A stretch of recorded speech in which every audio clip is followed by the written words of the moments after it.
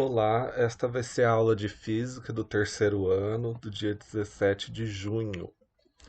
Relembrando vocês para responder os dois formulários avaliativos até dia 21 de 6, colocar o e-mail correto no formulário para receber a resposta posteriormente, ler com atenção, pois há perguntas que é para assinalar a alternativa correta e algumas para assinalar a alternativa incorreta. Após enviar o formulário, entrar no Google Classroom da turma e clicar na atividade, clicar em entregar e vou colocar os slides desse vídeo no Google Classroom. Bom, nossa aula de hoje vai ser sobre eletrodinâmica e eletromagnetismo. Eletrodinâmica é o estudo das correntes elétricas e eletromagnetismo, o estudo dos campos magnéticos produzidos por correntes elétricas. Vamos falar um pouco sobre transformação de energia em aparelhos elétricos. Tem uma frase muito importante do químico Lavoisier, que na natureza nada se cria, nada se perde, tudo se transforma. Então, todo tipo de energia é transformada a partir de outro tipo de energia e pode ser transformada em outro tipo. Então, nenhum tipo é criado e nem destruído, sempre vai se transformar. Nos aparelhos elétricos, nós temos os tipos resistivos, que transformam a energia elétrica em energia térmica, que é o calor. Então, todos esses aparelhos que tem aqui de exemplo, o ferro elétrico, secador de cabelo, chapinha, cafeteira elétrica, panela elétrica, forno elétrico, torradeira, aquecedor elétrico, grill e sanduicheira, todos possuem algum tipo de resistência dentro do seu dispositivo, e essa resistência, ao passar corrente elétrica, ela produz calor, e esse calor é passado para a função do aparelho. Os motores elétricos transformam a energia em mecânica, então em algum tipo de movimento, normalmente em movimento de rotação, de girar, como liquidificador, secador de cabelo. O secador de cabelo a gente pode ver que tem as duas funções. Ele é resistivo, pois ele aquece, e também possui um motor elétrico, pois produz vento. O ventilador, furadeira, batedeira e a polideira, todos eles possuem algum tipo de movimento, transforma a energia elétrica em movimento. Os dispositivos de comunicação e informação, como rádio, televisão, celular, computador, eles possuem a transformação da energia elétrica em luz, som ou armazenamento de informação. Tá? Então eles vão produzir alguma imagem, reproduzir alguma música ou por comunicação, pelo telefone. Já as fontes de energia elétrica fazem ao contrário. Elas não produzem um outro tipo de energia a partir da energia elétrica. Elas vão pegar uma energia e transformar em energia elétrica. Por exemplo, as pilhas e baterias transformam a energia das reações químicas que ocorrem dentro delas em energia elétrica. Já os motores transformam o movimento de ímãs dentro deles em energia elétrica. Os dispositivos são componentes elétricos e eletrônicos que fazem parte dos aparelhos e não transformam diretamente uma energia em outra, mas eles são necessários para o funcionamento do aparelho, como os fios condutores, as tomadas, os diodos, os capacitores, que eles armazenam energia. Então, todos esses componentes são necessários para o bom funcionamento do aparelho. Agora, falando um pouco sobre grandezas elétricas. O que é uma grandeza? Vai ser qualquer propriedade que a gente pode medir, uma propriedade mensurável de um fenômeno, corpo ou substância. Nós temos dois tipos de grandezas: as chamadas escalares, que só precisa de um valor, um número e uma unidade de medida. Por exemplo, tempo, temperatura, massa. Massa, como a gente mede uma massa? A gente fala, por exemplo, 10 quilogramas. É um valor, o 10, e a unidade de medida, quilogramas. Não precisa de mais nada para definir a massa. O tempo, 20 segundos. É um valor, uma intensidade e uma unidade de medida. Já as grandezas vetoriais precisam de intensidade, direção e sentido. Por exemplo, velocidade, aceleração, força, campo elétrico. Por quê? Por exemplo, se eu falar para você, o carro saiu a 20 quilômetros por hora. É uma velocidade, tem uma intensidade, que é o valor, e a unidade de medida. Mas a gente não sabe, se eu falar só isso, para qual direção o carro foi, se o carro foi para a esquerda, para a direita, se foi para cima, para baixo. Então, todas essas grandezas vetoriais precisa dizer a direção e o sentido, tá? Numa mesma direção pode ter dois sentidos. Então, numa mesma rua horizontal, pode ter o sentido para a esquerda e para a direita. E os vetores são representados por essa setinha em cima da letra, ou no desenho pode ser uma seta de A a B, é o vetor A a B. Se eu pedir só o módulo do vetor, é apenas sua intensidade. Então, se eu falar qual o módulo da velocidade, é 20 quilômetros por hora. Não preciso dizer a direção e o sentido. Mas se eu disser qual é a velocidade, o vetor velocidade, vai precisar dizer direção e sentido. A primeira grandeza que a gente vai falar é sobre a carga elétrica. A carga elétrica é uma propriedade fundamental que determina as interações eletromagnéticas. Os objetos carregados eletricamente interagem exercendo forças de atração ou repulsão uns sobre os outros. A unidade medida no Sistema Internacional é o Coulomb, representado pela letra C. Então, o Q normalmente é a letra que representa a carga elétrica nas fórmulas. Mas quando a gente for dar a resposta do valor da carga elétrica, a unidade de medida é o Coulomb, que é o C. Recebeu esse nome em homenagem ao físico francês Charles Augustin de Coulomb. Então aqui a gente pode ver um desenho simplificado de um átomo. O átomo possui um núcleo com prótons e nêutrons, e ao redor dele tem a eletrosfera, onde estão os elétrons. A gente sabe que os prótons têm uma carga elétrica positiva e os elétrons têm uma carga elétrica negativa. Então existem dois tipos de eletricidade, a positiva e a negativa. Se dois objetos positivos ou dois objetos negativos forem colocados perto um do outro, eles vão se repelir. Então, sinais iguais se repelem. Agora, se for um objeto positivo e um negativo, eles vão se atrair, pois cargas diferentes se atraem, tá? O que faz um objeto ser positivo ou negativo? Se ele tiver elétrons a mais, ele tem mais cargas negativas do que positivas. Então a gente diz que esse objeto está eletrizado negativamente. Se ele tiver menos elétrons, se ele perdeu elétrons, ele vai ter mais cargas positivas. Então ele está eletrizado positivamente. Ele não vai perder os prótons, porque os prótons estão presos firmemente no núcleo. O que ele ganha ou perde são os elétrons.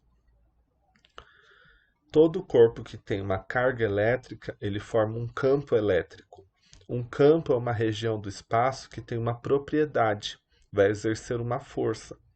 Então, por exemplo, as cargas positivas, a gente desenha o campo elétrico com linhas saindo das cargas. E as cargas negativas, o campo elétrico, a gente desenha com linhas entrando nas cargas. Então, por exemplo, aqui nessa imagem de baixo à esquerda, tem duas cargas positivas próximas uma da outra. Essas cargas vão criar um campo em volta delas, e como são de mesmo sinal, elas vão se repelir. Então a gente vê que as linhas de indução do campo elétrico, elas não se ligam, elas nunca se ligam, então elas vão se repelir uma da outra. Agora, nessa outra imagem à direita, tem um campo positivo e um campo negativo, então são cargas diferentes. Enquanto as linhas do campo elétrico do positivo saem da carga, as linhas do campo elétrico negativo entram na carga, então elas conseguem se unir. Então, cada linha se une com a sua outra linha e as cargas vão se atrair, vão se puxar uma para a outra, tá? Existem três tipos de eletrização, que é você tornar um corpo com uma carga elétrica. A primeira é a eletrização por atrito.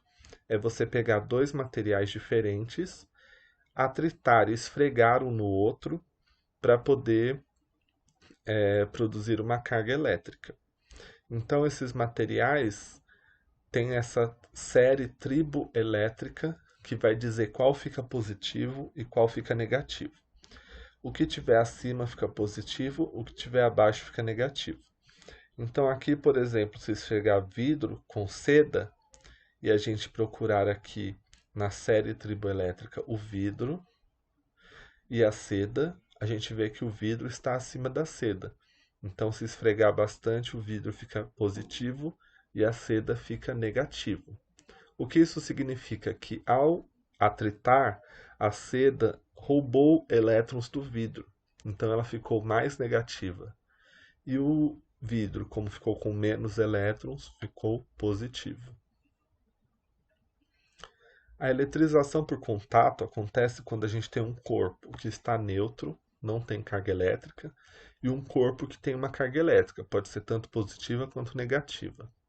Apenas de encostar um corpo no outro, de fazer um contato, as cargas se dividem entre os dois. Quando se separa os dois corpos, depois, o corpo que antes estava neutro vai ficar com a mesma carga, de mesmo sinal do outro corpo. Tá? Então, nesse caso, os dois corpos ficaram positivos apenas pelo contato. E a eletrização por indução acontece sem encostar os corpos, só de chegar perto. Então, aqui eu tenho um corpo A positivo e um corpo B que ele está neutro, porque ele tem três cargas negativas e três cargas positivas. Uma anula a outra, então ele está neutro. Só que ele está ligado com um fio terra. Esse fio que está ligado na Terra, ele permite que o corpo atraia elétrons ou expulse elétrons dele mesmo. Quando a gente chega perto com o corpo A que está positivo, positivo atrai negativo. Então ele vai puxar elétrons da Terra. Se a gente tirar o fio Terra e depois distanciar o corpo A, o corpo B vai ficar negativo. Então, aproxima o corpo ligado na Terra, depois tira esse fio ligado à Terra, essa ligação, e depois desaproxima, a gente consegue eletrizar o corpo indutor. A gente chama o A de indutor, porque ele já está com a corrente elétrica, com a carga elétrica, ele vai apenas se aproximar, e o induzido é o que antes estava neutro, mas agora está eletrizado.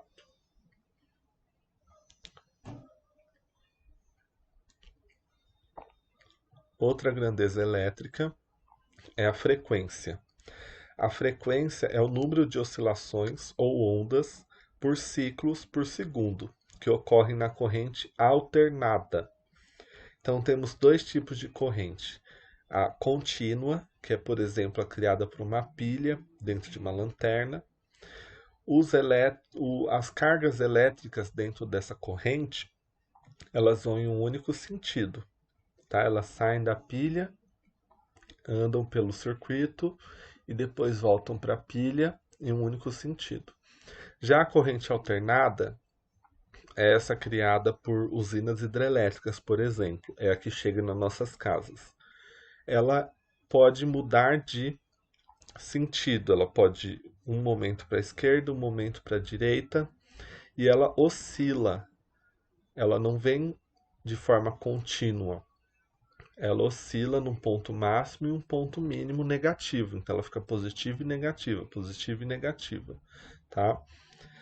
Essa se chama corrente alternada.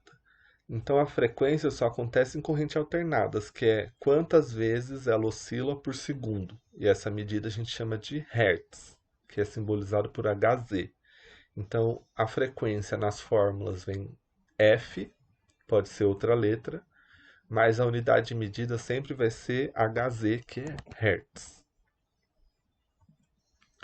A tensão elétrica, que a gente pode usar nas fórmulas da letra U ou a letra V, ela tem como unidade de medida no sistema internacional o volt. que é a letra V. Então, na fórmula é U, mas na unidade de medida é o volt. Ela também é conhecida como diferença de potencial, ou DDP, que é a diferença de potencial elétrico entre dois pontos. A diferença de energia de potencial elétrico por unidade de carga elétrica entre dois pontos. O que significa? Só vai acontecer uma corrente elétrica se tiver uma tensão, que também é chamado de voltagem, mas o nome certo é tensão. Então essa tensão, ela é uma diferença de potencial que vai como se fosse puxar as cargas elétricas, tá? Então eu tenho um ponto que ele é mais positivo e um ponto, esse caso o ponto A seria o ponto negativo e um ponto B que seria positivo. As cargas elétricas dentro de um condutor, se forem elétrons, vai ser negativas.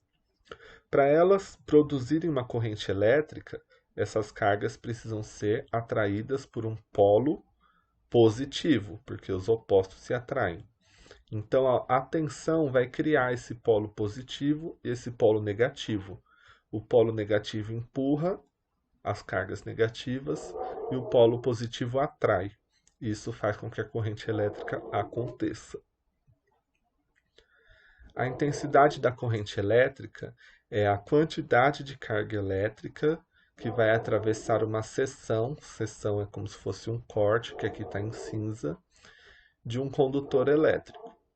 Isso a gente pode dividir a carga elétrica pelo tempo para descobrir qual que é a amperagem, ou os amperes que estão passando naquele fio. Então, a corrente elétrica, que o símbolo na fórmula é I, a unidade de medida é A. Então, a resposta vai vir um valor seguido da letra A, que é ampere, que é quanto mais forte, mais amperes vai ter aquela corrente elétrica. Já a potência elétrica, que o símbolo nas fórmulas é o P, mas a unidade de medida é o watt, que é o W, sempre lembrando que fórmula é uma letra, mas na resposta vai vir o valor, que é a unidade de medida, que é sempre a mesma letra, que é o W. Ela mede a quantidade de trabalho realizado em determinado período de tempo, ou seja, é a taxa de variação de energia. Por exemplo, um aparelho, quando ele está funcionando, ele está consumindo energia para funcionar. Se você liga um liquidificador, ele vai consumir essa energia para poder girar as hélices e poder fazer a função dele. A potência do liquidificador vai dizer quão forte ou quanta energia ele gasta e para poder girar essas hélices. A resistência elétrica, que é o símbolo na fórmula R, tem a unidade de medida ohms, que é essa letra grega, tá? Que parece uma ferradura.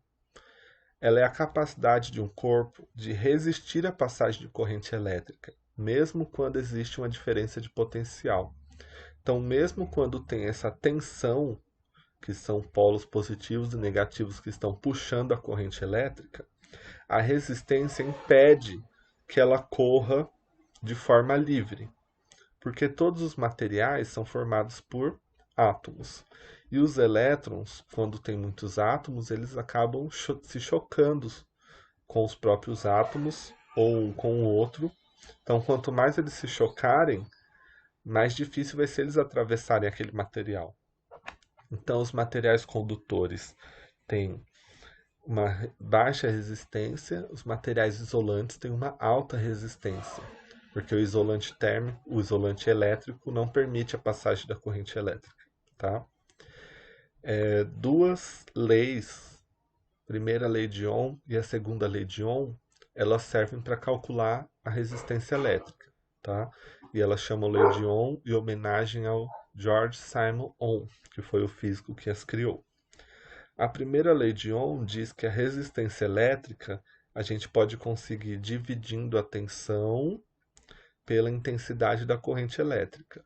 U é tensão, que é em volts, e a intensidade da corrente elétrica é em amperes. Tá? Então, se a gente divide um pelo outro, a gente acha o valor da resistência. Ou a segunda lei de Ohm, que a gente pega o material, esse símbolo aqui, P, que parece um P, é a característica do material, que a gente chama de resistividade, e multiplica pela divisão do comprimento, que é o L, pela área, que é o A, vai dar o valor da resistência. Então, por exemplo, essa fórmula é para calcular resistência em fios. A gente pega a resistividade do material que é formado do fio, por exemplo, o cobre, pega o comprimento do fio, divide pela área, que é a grossura do fio, e a gente acha a resistência. Vamos fazer um exercício. Em um resistor, passa uma corrente elétrica de 15 amperes, enquanto está submetido a uma tensão de 80 volts. Então, 15 amperes é o valor da corrente que está passando por esse resistor, e a tensão é a diferença de potencial entre os polos do resistor, que é 80 volts. Qual será a tensão em volts em seus terminais quando a corrente que o atravessa for igual a 7 amperes? Então, a gente tem que usar primeiro a fórmula, a primeira lei de Ohm, para achar a resistência. E depois, essa mesma primeira lei de Ohm, a gente pode alterar ela para ela ficar nesta forma para achar a tensão, tá? Se a gente passar o I que está aqui dividindo, multiplicando R, ela assume essa forma. Então, R é resistência em ohms, U é a tensão em volts e I é a intensidade da corrente. Então, primeiro a gente pega os valores que a gente tem na questão para poder substituir na fórmula ou na equação. O R a gente não sabe, a tensão a gente sabe que é 80 volts, e a intensidade da corrente a gente sabe que é 15 amperes. Então, substituindo na fórmula, vai ficar 80 sobre 15, que vai dar aproximadamente 5,3 ohms. Achando essa resistência, agora a gente pode achar a tensão que está perguntando na questão. Então, usando essa segunda lei de Ohm alterada, a gente já sabe que a resistência é 5,3 ohms. Queremos descobrir a tensão e a nova intensidade, que vai ser 5 amperes. Na verdade, vai ser 7 amperes, como está na questão. Aqui está errado, tá? Tem que ser 7 amperes. Multiplicando 5,3 vezes 7, vai dar aproximadamente 37,3 volts. E essa é a resposta da questão. Como a gente calcula o consumo de energia de um aparelho? A gente pode usar essa equação que diz que a potência é multiplicada pela variação de tempo e a gente divide por 1000. Por quê? A potência normalmente é dada em watt, que é o W, e o tempo a gente vai pôr em horas. E aí seria uma energia em watt por hora. Só que normalmente a gente usa energia quilowatt-hora nas contas de luz, etc. Então, se dividir por 1000, vira quilowatt, tá? Então, o E é a energia consumida em quilowatt-hora, o P é a potência do aparelho em watt e o tempo em horas. Segunda questão. Qual será o consumo mensal de energia em quilowatt-hora de um secador de cabelo de 2000 watts ligado por 2 horas diárias? Então, na equação, quais são os dados que a gente tem? Sempre coloquem os dados antes de fazer a conta, para saber o que você tem e o que você não tem. O E, que é a energia consumida, a gente não conhece. O P é a potência do secador, que é 2000 watts. E o tempo são 2 horas diárias por 30 dias, porque ele está pedindo consumo mensal. Então, é 2 horas por dia por 30 dias. Então, substituindo o P por 2000, o tempo é 2 horas por 30 dias, então é 2 vezes 30, e dividido por 1000 para virar quilowatt. Então, vai ficar 2000 vezes 60, dividido por 1000, que dá 120.000, dividido por 1000, que dá 120 kWh. E essa é a resposta da questão. A gente também pode calcular o valor de consumo de energia de um aparelho pela tarifa da conta de energia. Então, essa tarifa é o valor do quilowatt-hora que a gente paga por mês. Então, para calcular o consumo, pode ser potência multiplicado pelo tempo vezes a tarifa dividido por 1.000. Ou, se a gente já tiver o total em quilowatts, a gente só multiplica pela tarifa. Então, o consumo pode ser a energia em quilowatts multiplicado pela tarifa. Se a potência do aparelho, que é o watt, já estiver em quilowatt, não precisa dividir por 1.000, tá? Só divide se estiver em watt.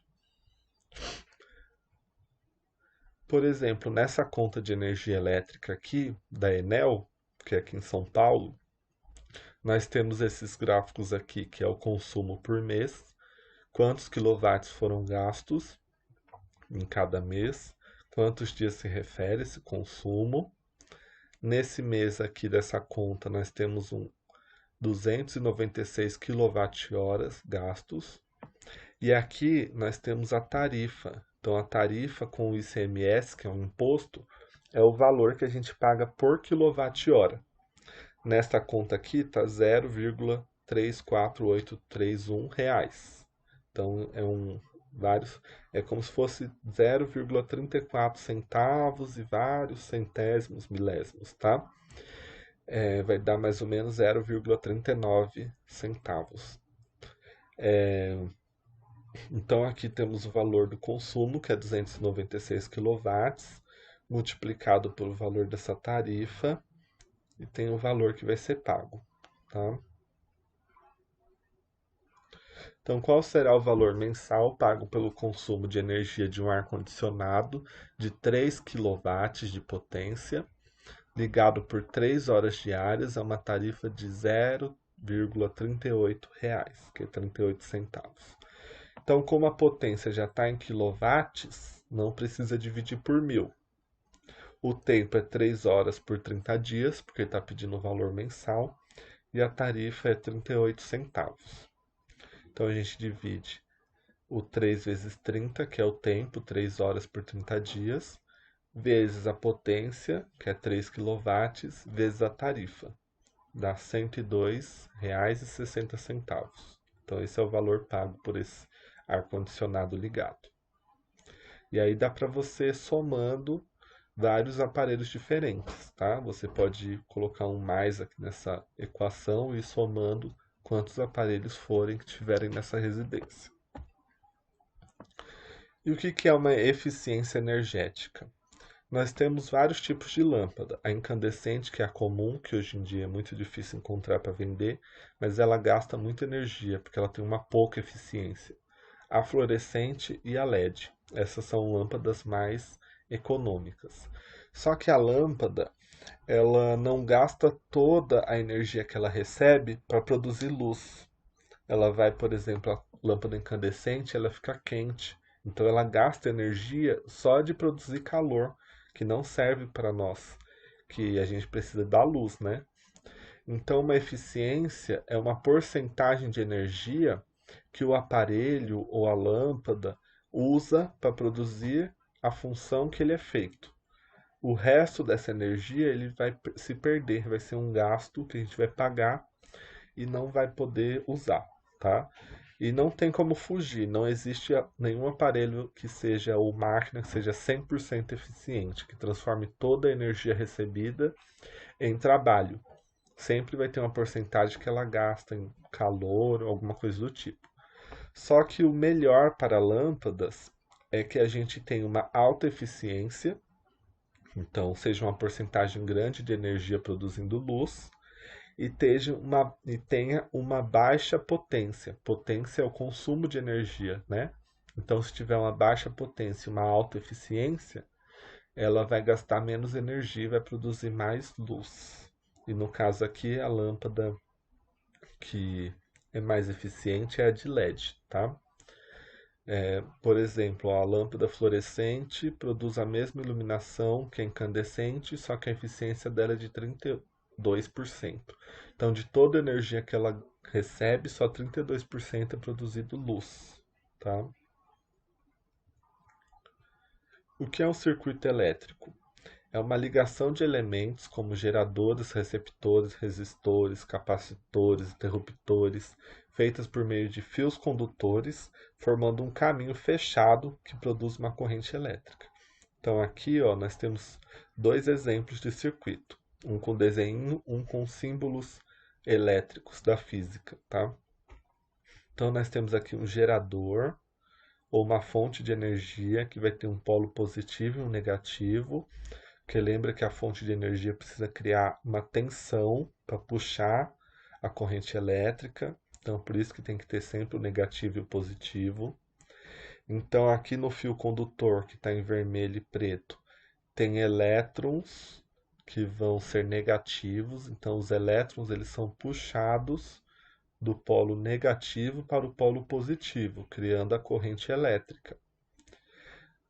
Oficialmente, a gente considera que as cargas são positivas, tá? Então vai ser sempre do positivo para o negativo, mas é só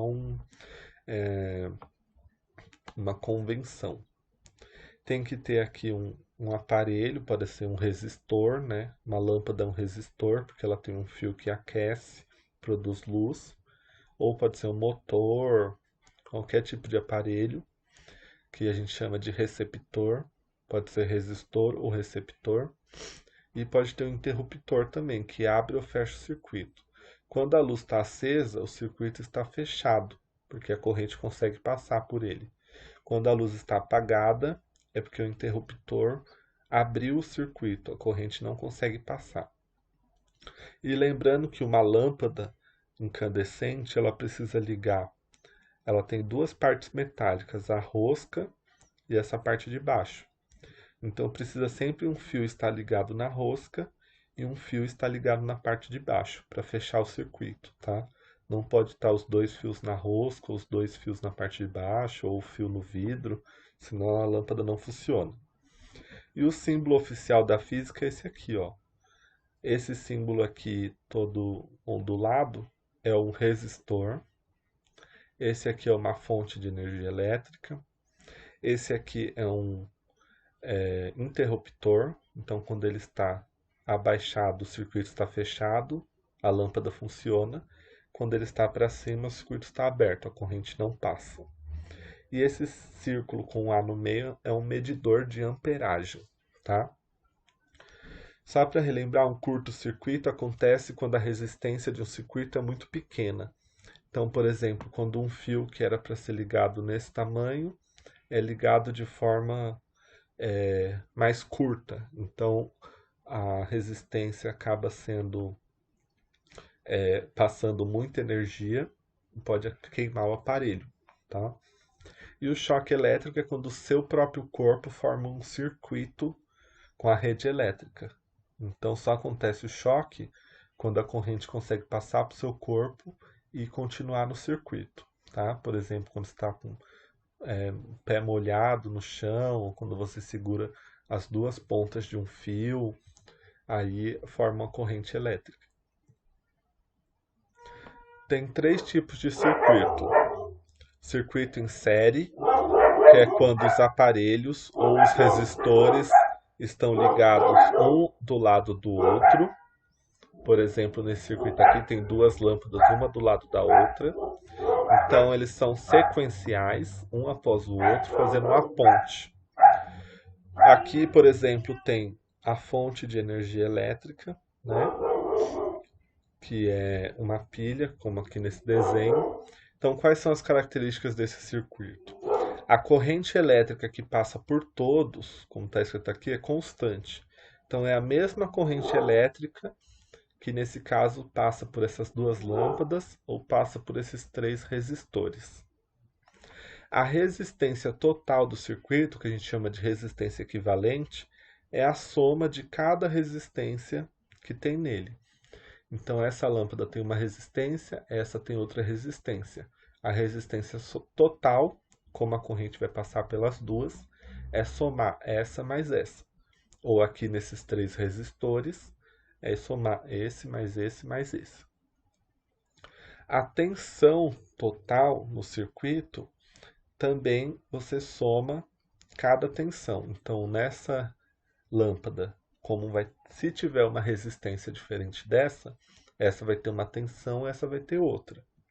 Então é só somar as duas para saber a tensão total, que vai ser a tensão que vai dar nessa fonte aqui, tá? Agora, se tiver um circuito em paralelo, como esse desenho aqui, ó, as duas lâmpadas não estão sequenciais, elas estão um do lado da outra de forma paralela.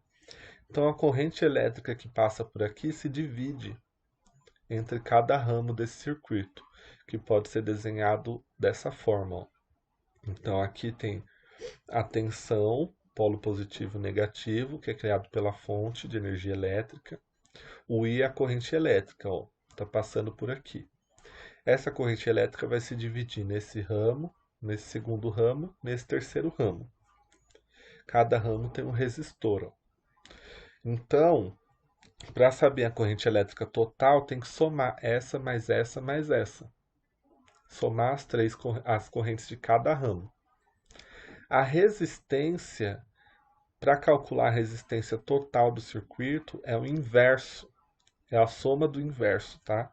O inverso da resistência, então a gente coloca 1 sobre resistência, vai ser igual 1 sobre a resistência 1, mais 1 sobre a resistência 2, mais 1 sobre a resistência 3, e é uma soma de frações. E a tensão, como todas vêm da mesma fonte, todos os ramos estão ligados no mesmo ponto, a tensão vai ser a mesma em todo o circuito, tá? Então a tensão, os volts do circuito é o mesmo. Pode acontecer também um circuito misto, que é igual esse daqui, ó. Em alguns lugares está em paralelo, em alguns lugares está em série. Então, para descobrir a tensão, a intensidade da corrente, a resistência desse circuito, tem que ir calculando. Aqui, por exemplo, está em série, então calcula esse primeiro, depois vê qual que está em série. Se tiver em paralelo, calcula, você vai calculando por partes, até achar o valor do circuito completo. Então, o que é um campo magnético?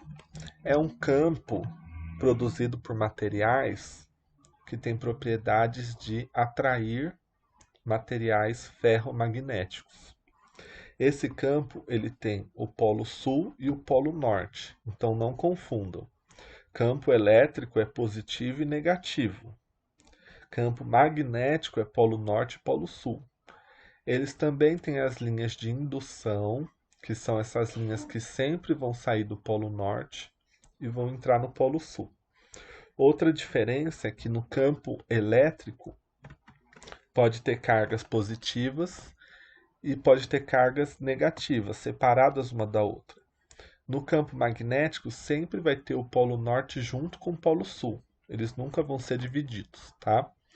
Então, por exemplo, aqui, ó, se eu pegar um ímã e jogar limalha de ferro, limalha é ferro picotado, em cima desse ímã, a limalha vai produzir essas linhas de campo, tá?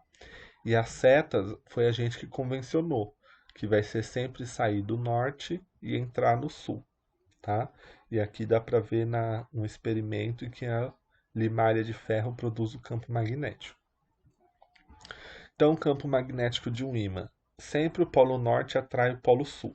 Então, se tiver dois ímãs, o norte atrai o sul, há uma força de atração e os ímãs se juntam. Agora, se for dois polos iguais, polo norte com polo norte, as linhas de indução não se encontram. Então, elas se repulsam uma da outra. Os ímãs se afastam, criando esse ponto neutro aqui, onde não há atração, tá? Iguais se atraem, diferentes se atraem, iguais se repelem. É impossível separar os polos de um ímã. Então, se eu tiver um ímã comprido e cortar ele no meio, automaticamente as pontas cortadas criam novos polos opostos. Então, aqui eu cortei no meio, aqui automaticamente cria um sul e aqui cria um norte. Se eu cortar no meio de novo, automaticamente cria os polos opostos. Então, não tem como separar o polo norte do sul, tá? A Terra inteira funciona como um ímã, porque ela tem materiais ferro de ferro, de metais dentro do núcleo do planeta, que eles se movimentam e acabam contribuindo para criar esse campo magnético em volta do planeta. Só que pelo nosso mapa que a gente utiliza, o polo norte da Terra, que é lá no polo em cima dos Estados Unidos, tudo nessa região, ele não é o polo norte magnético, ele é o polo sul magnético. E o polo sul da Terra, que a gente chama de polo sul geográfico, é o polo norte magnético. Então a Terra é como se fosse um ímã invertido. O norte está para baixo e o sul está para cima. Isso com relação ao campo magnético, tá? Então podem ver que as linhas de indução saem do polo norte, que fica embaixo, e entram no polo sul, que fica em cima. Essa polaridade já tem algumas evidências que já se modificou durante o tempo, né? Em milhões de anos já foi o sul para cima, o norte para baixo, então ela pode ser modificada dependendo das propriedades do planeta. E esse campo magnético é importante porque ele protege a Terra dos ventos solares.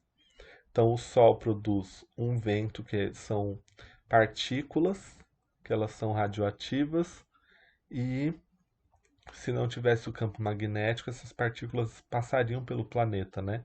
Causando problemas de aquecimento, outros problemas. Então, o campo magnético impede que essas partículas dos ventos solares cheguem em nós. Então, a direção de bússolas. Como no planeta funciona como um ímã invertido, o norte magnético é para baixo, perto do sul geográfico, e o sul magnético é para cima, perto do norte geográfico. Eles não são no mesmo lugar, tá? O polo norte geográfico e o polo sul geográfico são em lugares diferentes do magnético. Tem um ângulo, como mostrado nessa bússola aqui, tem um ângulo de diferença que a bússola corrige. Então aqui, ó, se eu colocar uma bússola nessa posição, como a Terra é um ímã, o ímã da bússola vai ser atraído, o norte vai ser atraído pelo sul da Terra e o sul vai ser atraído pelo norte magnético. Então, normalmente na bússola a ponta vermelha é a parte onde indica o norte, ela é atraída pelo sul magnético, ela fica sempre para cima. Então a gente tem que desenhar a linha de indução do planeta Terra para ver onde a bússola vai ficar. Então, se eu colocar a bússola nessa posição, ela fica com o norte apontando mais inclinado, porque se a gente desenhar aqui uma linha de indução, ela vai ficar inclinada. Se eu colocar exatamente aqui, ela vai ficar alinhada, norte com sul, e assim por diante. Tem como a gente também fazer materiais metálicos que não são ímãs se transformarem em ímãs, que a gente chama de eletroímã. Então, por que a gente falou que o nome do conteúdo é eletromagnetismo? Porque toda corrente elétrica acaba criando um campo magnético em volta dela. Então, se eu enrolar um fio nesse prego, esse prego não é um ímã, é um prego comum, e fazer passar uma corrente elétrica por esse fio, essa corrente elétrica vai produzir um campo magnético, como está mostrado aqui no eletroímã. E esse campo magnético vai funcionar como um ímã, ele vai começar a atrair outros metais, tá? A quantidade de espirais ou espiras que tem por distância modifica esse campo. Então aqui eu tenho um campo magnético. Se eu colocar mais espiras aqui, diminuindo a distância entre elas, o campo magnético vai ficar mais forte. E aí nós temos a lei de Ampere, que ela diz que a corrente elétrica produz um campo magnético. E a gente pode calcular o valor do campo magnético com essa equação. Essa equação, o campo magnético é medido em T, que é Tesla, tá? Então B é o símbolo de campo magnético na equação, a unidade de medida é Tesla. O I é a corrente elétrica, medido em amperes. Esse μ0 é um valor que a gente chama permeabilidade do vácuo, que vai ser sempre esse valor aqui, ó.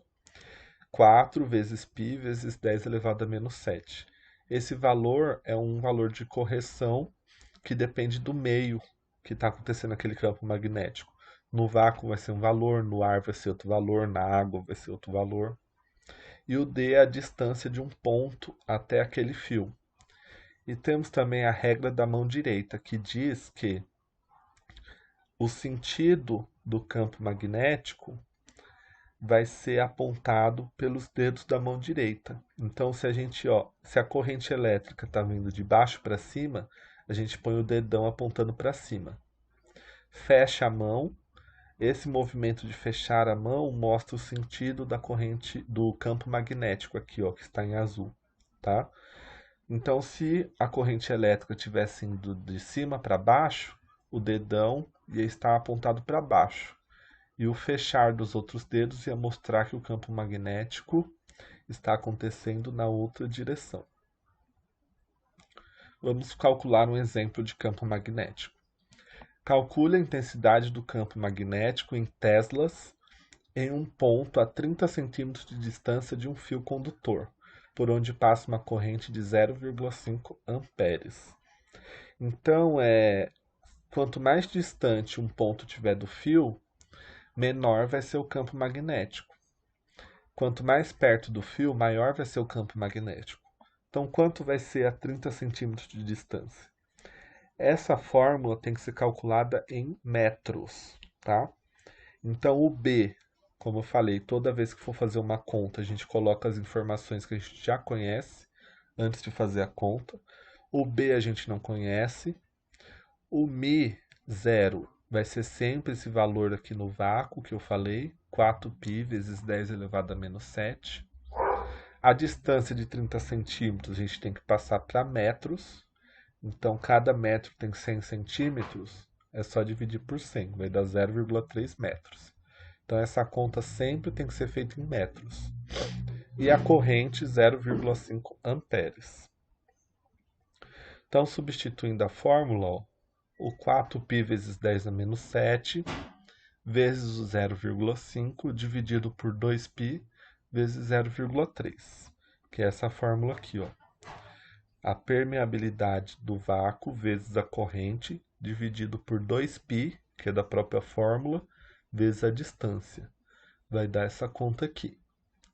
Como tem π em cima e π embaixo, e é tudo multiplicação, a gente pode cortar o π de cima e cortar o π de baixo para ficar mais fácil.